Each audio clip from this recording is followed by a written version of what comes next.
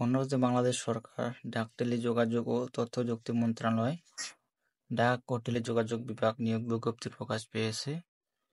তো এখানে প্রকাশের তারিখ 21 চৈত্র 1430, 4 এপ্রিল 2024, সরকারি নিয়োগ বিজ্ঞপ্তি। তো এখানে আবেদন করতে হবে অনলাইনের মাধ্যমে। অনলাইন ব্যতীত অন্য কোনো মাধ্যমে আবেদনপত্র গ্রহণ করা হবে না। তো এখানে ক্রমিক নং 1 থেকে 8 পর্যন্ত দেওয়া আছে। পদের নাম, জাতীয় বেতন স্কেল, বয়স, পদ সংখ্যা, শিক্ষা যোগ্যতা, যে সকল জেলার প্রার্থীগণ আবেদন করতে পারবেন। তো এখানে ক্যাটাগরি দেওয়া আছে 1 থেকে 8 নং পদ পর্যন্ত। এখানে দেওয়া আছে অফিস সহায়ক,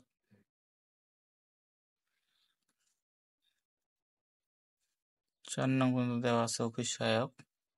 তো এখানে আবেদন শুরুর তারিখ এবং আবেদনের শেষ তারিখ এখানে দেওয়া আছে। আবেদন শুরুর তারিখ 18/4/2024 তারিখ সকাল 10টা। আবেদন শেষ তারিখ 17/5/2024 তারিখ বিকাল 5টা।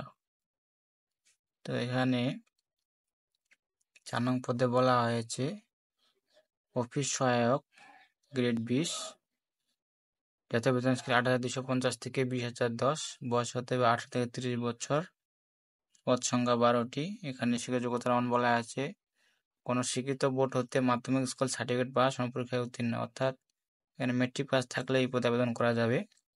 এখানে বলা আছে যে সকল জেলার প্রার্থীগণ আবেদন করতে পারবেন।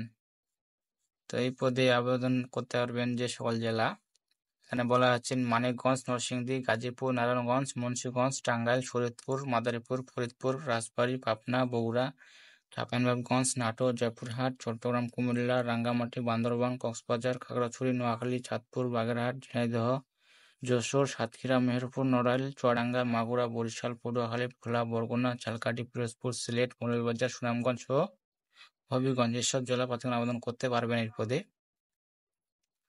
তো তারপর 3 নং পদে বলা আছে ক্যাশিয়ার, 14তম গ্রেড, জাতীয় বেতন স্কেল 2200 থেকে 24,680, বয়স 30 বছর হতে হবে, 18 থেকে 30 বছর। এখানে পদ সংখ্যা 1টি। এখানে শিক্ষা যোগ্যতার মান বলা আছে কোনো শিক্ষিত বিশ্ববিদ্যালয় হতে বাণিজ্য বিভাগে স্নাতক ডিগ্রি, কম্পিউটার চালানোর দক্ষতা থাকতে হবে, কম্পিউটার ওয়ার্ড প্রসেসিং, কম্পিউটার চালানোর দক্ষতা অভিজ্ঞতা থাকতে হবে। তো 2 নং পদে বলা আছে কম্পিউটার অপারেটর, গ্রেড 13, 11,000 থেকে 26,590, জাতীয় বেতন স্কেল, বয়স 18 থেকে 30 বছর হতে হবে, পদ সংখ্যা 1টি। এখানে বলা হয়েছে কোনো শিক্ষিত বিশ্ববিদ্যালয় হতে বিজ্ঞান বিভাগে স্নাতক সম্মান বা সমানের ডিগ্রি, কম্পিউটার মধ্যে প্রতি মিনিটে বাংলা 25 শব্দ এবং ইংরেজিতে 30 শব্দের গতি সহ সংশ্লিষ্ট বিষয়ে স্ট্যান্ডার্ড অ্যাপটিটিউড টেস্টে উত্তীর্ণ হতে হবে। 1 নং পদে বলা হয়েছে 60 মুদ্রাক্ষরিক কাম কম্পিউটার অপারেটর, গ্রেড 13, জাতীয় বেতন স্কেল 11,000 থেকে 26,590। এখানে বলা হয়েছে